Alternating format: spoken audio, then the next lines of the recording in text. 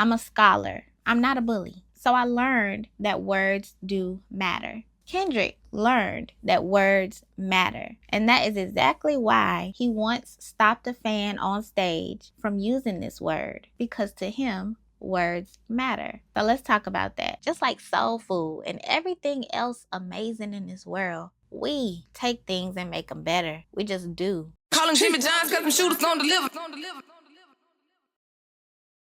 Welcome to the control room, where we are taking our news feeds back by cutting through the noise and putting truth back in our timelines. Let's take control. It's been a minute, y'all, but the shooters are officially back with weekly videos, and today we are getting into some lyrical math with the third part of the Euphoria series. If you're new here, lyrical math is where we turn verses into equations and find revelations in the bars. We do this by breaking down your favorite lyrics, decoding the metaphors, the meter, and the meaning until it all adds up to the truth behind the bars.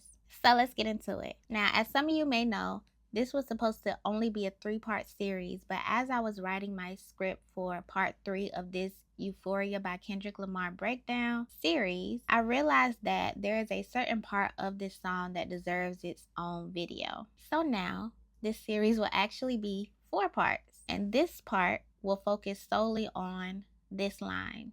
I even hate when you say the word nigga, but that's just me, I guess. And this line. We don't wanna hear you say nigga no more. Stop. Now, in lyrical math, we usually focus on the metrics, linguistics, and semantics. But in this video, we are solely going to focus on the thought behind and the meaning of these lines. And then in part 4, we're going to get back into the math of the thing. Now, I do want to make it clear that I am not claiming to speak for everyone. I am not claiming to speak for Kendrick Lamar. And I am definitely not here to tell you what to think. I am simply breaking these lyrics down from my perspective, and I welcome you to share your thoughts in the comments. I also want to make it clear that I am in no way glorifying slurs or derogatory terms, nor am I pushing discrimination. I am a follower of Christ first, and I'm a black girl who is very much pro-black, very much pro-culture, but I am not anti-anybody.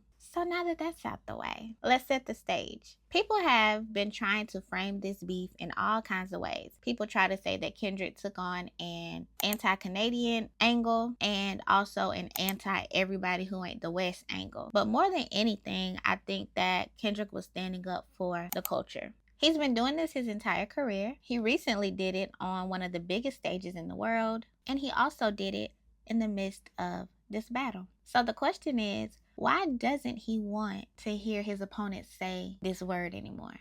To think that Kendrick's problem with his opponent saying this word is a black and white issue is to assume that melanin is the only qualifier for using this word in a culturally or socially appropriate way. Kendrick making this statement on this song is bigger than just saying a word, and it's bigger than skin color.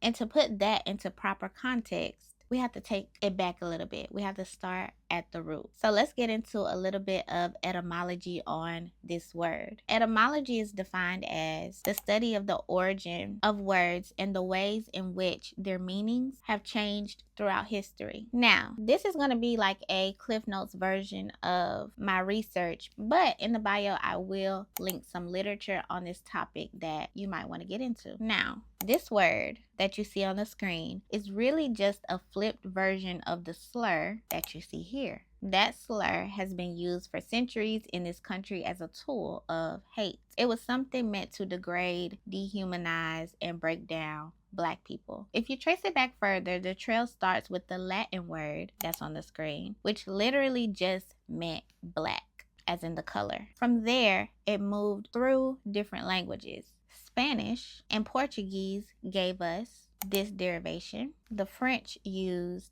this derivation. And by the 1500s, English speakers were saying this word very similar to the slur that we are familiar with today. But by the 1700s and the 1800s in America, this word had hardened into the word we know and hate. And it wasn't just a description anymore. It was a weapon. It carried the weight of slavery, of Jim Crow, and all the violence attached to those systems. Now, this derivation is something altogether different. That version of the word was born out of survival, out of resistance.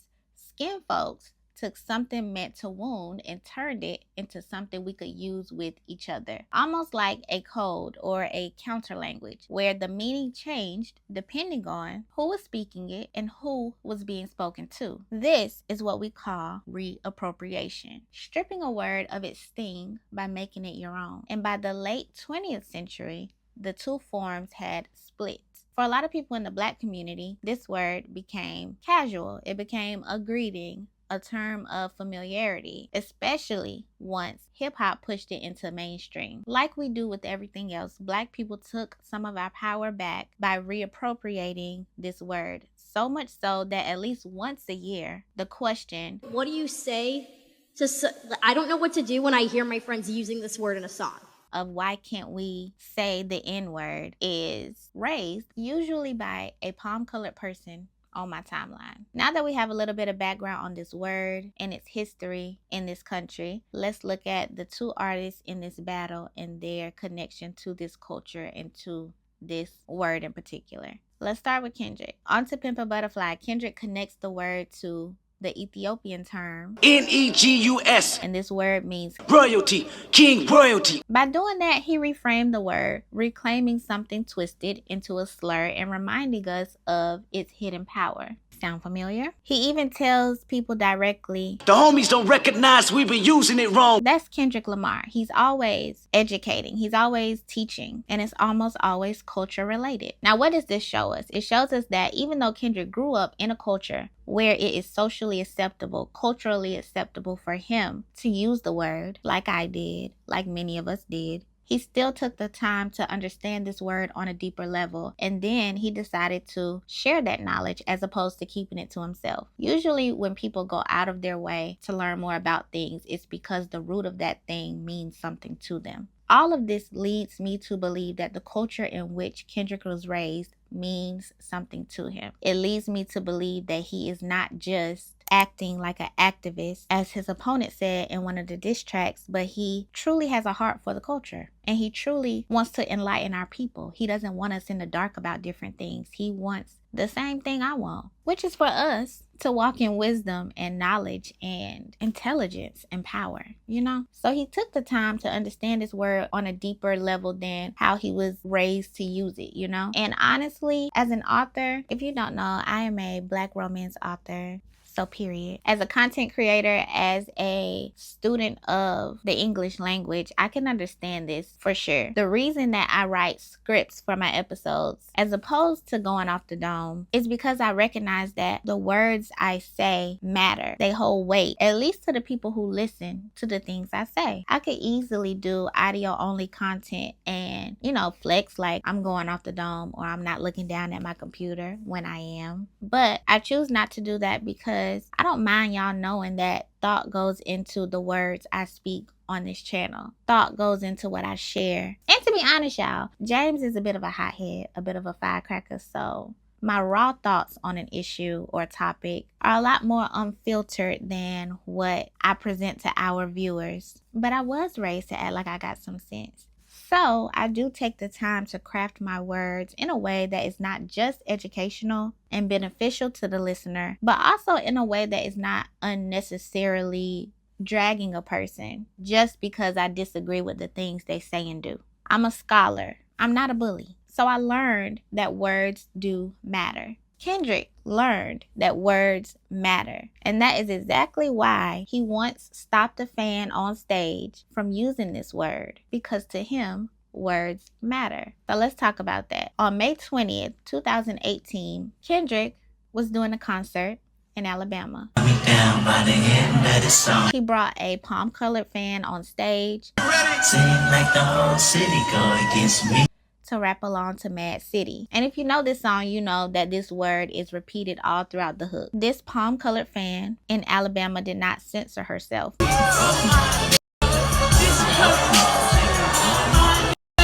And Kendrick stopped her from rapping the lyrics. Wait.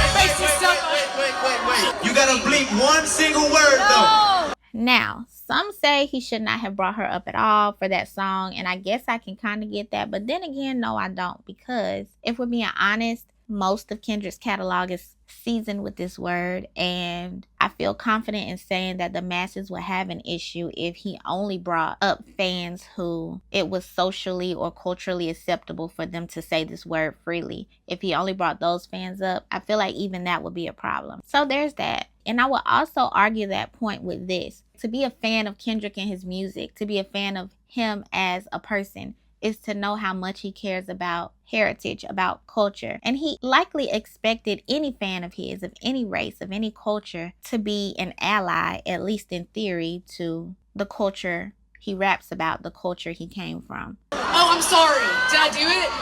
Yeah, you did it. I'm so sorry. Oh my God. And so he likely expected a fan of his to know and understand the unwritten rule about the use of this word. My boy Rohan kind of knew the rules a little bit. Now, people had mixed reactions about this whole thing. Now, for me personally, I had no issue with Kendrick stopping the fan from saying this word. Maybe the crowd booing moment wasn't ideal. Should she stay up here, y'all? No, please keep me up here. I got you. I'll try. So maybe he could have handled it differently, like not ask the crowd if he should have let her stay up. So that's something to think about, and maybe that's a critique that he could be open to taking. But I do get why he drew the line, because for Kendrick, words matter. And honestly, I don't think he has a problem with taking criticism on this particular topic, because he did address this on his album, Mr. Morale and the Big Steppers. That time I brought a fan on stage to rap, but disapproved a word that she couldn't say with me. So I don't think it's an accountability problem for him with this particular subject. You said Kendrick ain't no room for contradiction. To truly understand love, switch position. But I only brought that up to say that Kendrick has a history of not only pushing the reappropriation of this word and reclaiming our power as it relates to this word, but he also has a history of checking people when it is not culturally appropriate for them to use this word. Now, with that in mind, let's look at Drake and his history with this culture and this word as it relates to his career. Drake has a Black American father from Memphis, Tennessee. So yes, Drake is Black. I definitely agree with Glasses Malone on this issue. He's a Black man. I don't think him being white has anything to do with. We're not talking about white. To me, we're not talking about white. Jewish is a cultural experience. Drake spent summers in America, but he also made it clear that he identifies as Canadian. No disrespect to America, no disrespect to my country, but nobody can out-rap London rappers. He also made it clear that he identifies as Jewish. I'm Jewish. Are you I Jewish? My mom is, yeah. Oh, so that makes me Jewish. You Jewish. Yeah. So there's that. And we've already established that the use of this word is not about race, but more about cultural experiences. Now, there's an old video of Drake using this word, and he does use the hard R in this video. Yo, that's that nigga, you know what I'm saying? He's doing his thing. Now, his dialect changes a lot, but in that clip, it sounds closer to what his natural pattern of speech seems to be. Now, of course, I'm only speculating because he does switch it up a lot, but he says the word in that video in a way that sounds like he's still getting used to speaking it. And there's also that one photo of Drake in blackface. Now, I'm not out to shame or talk bad about anybody just for the sake of being negative, and I am going to provide context for that photo. It was taken in 2007 as a part of a campaign Drake was in surrounding actors' rights. In 2018, after Pusha T used this photo as the cover art for his diss song, The Story of Adidon, Drake made a statement about the photo, and here's what he said. I know everyone is enjoying the circus, but I want to clarify this image in question. This was not from a clothing brand, shoe, or my music career. This picture is from 2007, a time in my life where I was an actor and I was working on a project that was about young Black actors struggling to get roles, being stereotyped and typecast. The photos represented how African Americans were once wrongfully portrayed in entertainment. Me and my best friend at the time, and I'm not going to mess up his best friend's name, who was also an actor from Sudan, were attempting to use our voice to bring awareness to the issues we dealt with all the time as Black actors at auditions. This was to highlight and raise our frustrations with not getting a fair chance in the industry and to make a point that the struggle for Black actors had not changed much. Now, the bottom line about this photo in particular is that it was a terrible call on the part of everybody involved. Don't get a biracial human and put him in blackface. Just don't do that. Like I said in my last video, there is a thin line between creativity and distastefulness. There are other creative ways to express your discontent about Black actors getting the short end of the stick in the industry. I very much applaud his desire to stand up for equal rights and opportunity in acting, but this photo may not have been the best way to go about it. Now, Drake has also dropped some casual bars about slavery that feel detached from the culture. He said things like, Whipped and changed you like American slave. And A slave to the pussy, but I'm just playing the field, nigga. And also, most recently, he said, Always rapping like you about to get the slaves free. Now, Kendrick's direct response to all this slave talk was, Once upon a time, all of us was in chains. Homie still double down, calling us some slaves. and Kendrick has a point there, because what slaves is Drake referring to? What slaves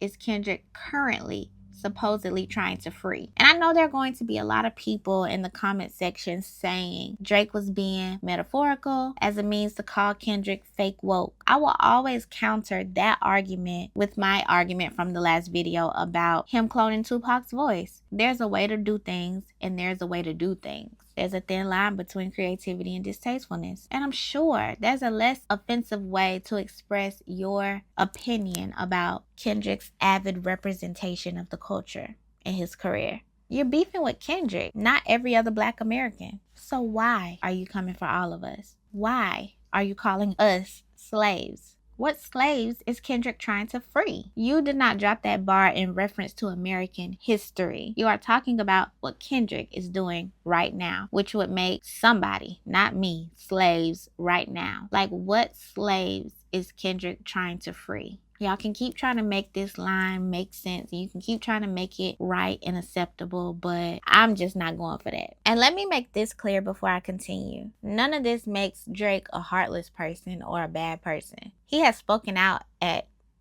certain times after the Black American community has faced tragedy, struggles, oppression, and hardship. He hasn't always been the most vocal, but he has spoken out at times. And those moments matter because he is a big voice in this industry, in this world. Two truths can exist at once. He has contributed positively to the culture, but he has also had moments that cross the line. And contributing to the culture does not make you a part of it. Being a supporter, an ally of, or a contributor to a certain community or organization does not make you a part of that community or organization.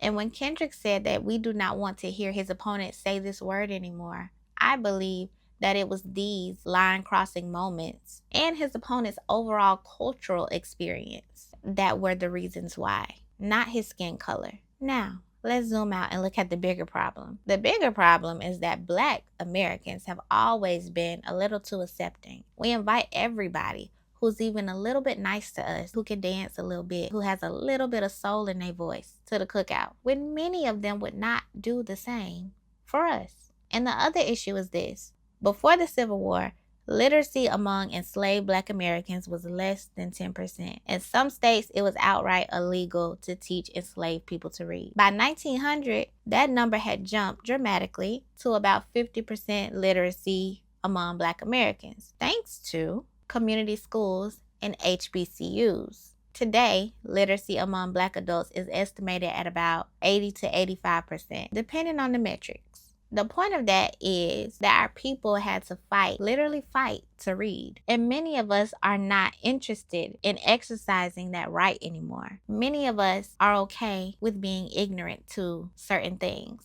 Because if we read more, if we learn more about our own history and not the history that was taught in our social studies classes during grade school, I think the majority of us would care more about how people speak to us, how people speak about us. I think we would care more about who we choose to support and uphold as a part of this culture or as a cultural representer. I think we might care more about the lyrics in these songs that we sing to the top of our lungs. But a large portion of America, period, don't read. And so, too many people feel that melanin alone gives you the right to say this word all willy-nilly. This word, specifically the derivation that ends in an A, is directly tied to Black American history. And I have never really understood the hype around everyone in the world wanting to say it anyway. I saw a tweet that said, I have often heard, why can't I use the N-word? But a better question is, why do you want to? And I couldn't agree more. Words don't have meaning without context, okay? My wife, with her girlfriend, will use the word bitch.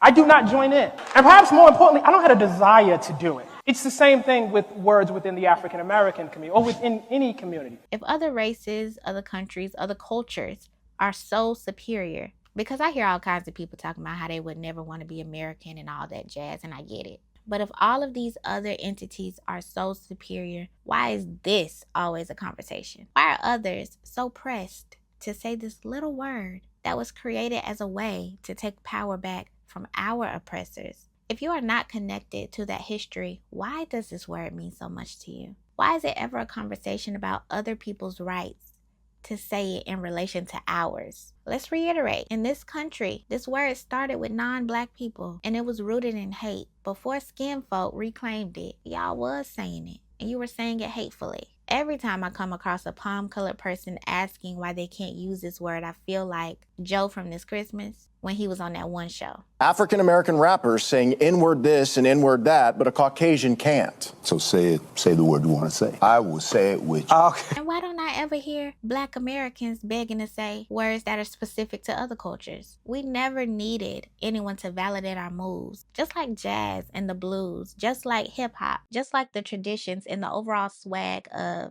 HBCUs and Black Greek letter organizations, just like soul food and everything else amazing in this world. We take things and make them better. We just do. And everybody wants to be in the club. And I get that because I love my culture so much. But the truth is that certain people who aren't a part of the culture don't just want to be in the club. They want to own the club. For people like that, it is not enough for them to just love hip-hop. It's not enough for them to be contributors to hip-hop. It's not enough for them to be recognized as part of hip-hop and accepted wholeheartedly by the culture. No, they want to own hip-hop. They want to own the culture. They want the biggest numbers, the loudest applause. They want the hearts of the people no matter what their actual output looks like. They want to try to rewrite a loss into a win and drag the legal system into an art form that was born from Black Americans in urban communities, that was built from survival, passion, and competition. So in a roundabout way, they are seeking to dilute the essence of hip-hop. You're working overtime to reshape what rap battle even means, all because you had to face a hard truth that this culture does not revolve around you. Hip-hop does not revolve around you. If all you wanted was a seat at the table or entry into the club, you wouldn't be doing all this because you've had that all these years. You would take your L like every other rapper who has had to, and you would keep it moving, and you would get better, and hopefully never have to suffer a loss this great again. But that's not what you want to do because you want to own hip-hop. But hip-hop and the culture does not belong to one person. Status does not guarantee a W. And the mentality we're seeing from Kendrick's opponent, the mentality of, if I'm not at the top, then I'm going to take the whole thing down. It carries the same type of entitlement that we've seen throughout history. The idea that ownership matters more than contribution, that control outweighs community, that you are bigger than the program. And that is where you lose me. Because as much as I like old music from Kendrick's opponent, mostly the stuff with the melodies, I will mute anybody who shows even the slightest sign of that oppressor's mindset. Hip-hop belongs to the people, not the powerful. And status does not equate to authenticity in the culture. Period. because a lot of the people fighting for Drake's right to say this word are people who ain't got no business saying it themselves. And honestly, all that is getting a little bit off the point, so let's stay on track. It's not just about Drake. It's not just about Drake and this word. There are so many artists who use melanin as a qualifier for the use of this word, no matter what country they're from. So when Kendrick says, "We don't wanna hear you say nigga no more," stop. It's about more than Drake. It's about more than skin color. It's about more than a word. It's truly they not like us because they're not. No culture is like ours, and our culture is not like anybody else's. And that's just that on that. Kendrick also says things in this song like, I like Drake with the melodies. I don't like Drake when he act tough. Drake himself, through music, through old interviews, has admitted that he's not tough. He has talked about being teased for being black and later not being black enough.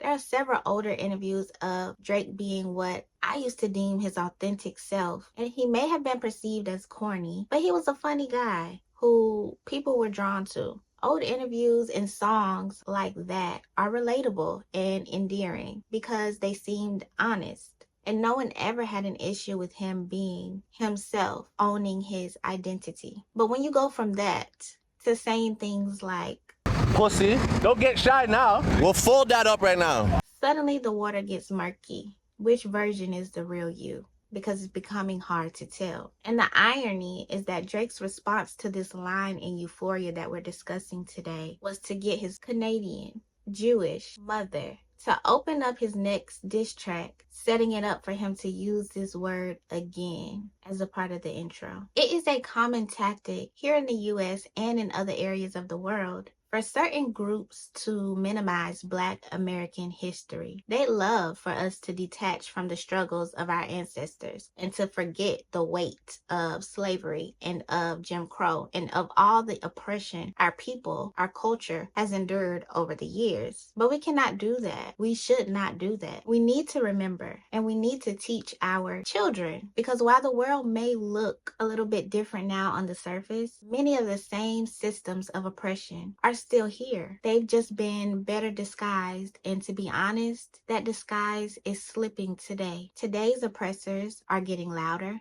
bolder, and easier to spot if you pay attention. So don't fool yourself into thinking that this history is ancient or irrelevant. Don't fool yourself into thinking that this word is just a word and anybody can say it. Don't miss the importance of the fact that this word was once used as a way to degrade Black Americans to their faces, and now our people have taken this word back and power back in such a way that other people, other cultures, other entities know not to say it to our face. There's power in that. There's relevance in that. And it matters what people say. It matters what you allow people to say in your presence. It matters what moral lines you draw. Black American history is vital. It is important. And it is relevant. It is still shaping our present. And that's that on that. Thank you for tuning into my Jaimsss Talk. Now, let me be clear. I believe in accountability, not erasure. I am not into cancel culture, and I am not a member of the Drake hate train. I do, however, believe that accountability goes a long way. A simple, hey, some of my bars about slavery in the past were a bit insensitive to a demographic that makes up a huge portion of my fan base. If I've ever offended anyone of any background with my words, I apologize. Will go a long way. But I have noticed that Kendrick's opponent has not shown much accountability in situations like this. I've seen doubling down, I've seen defense, but I've not seen accountability. And that's where the rubber meets the road for me. So that's what I got, y'all. This wasn't just about a word. It was about culture, authenticity, and responsibility. So,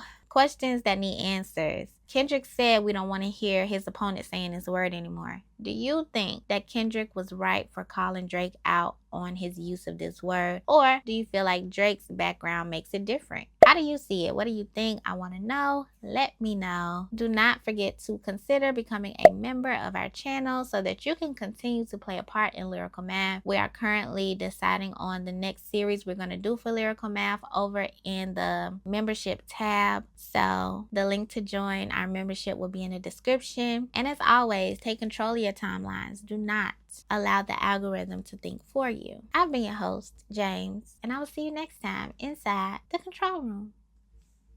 Calling Jimmy John's cause them shooters don't deliver.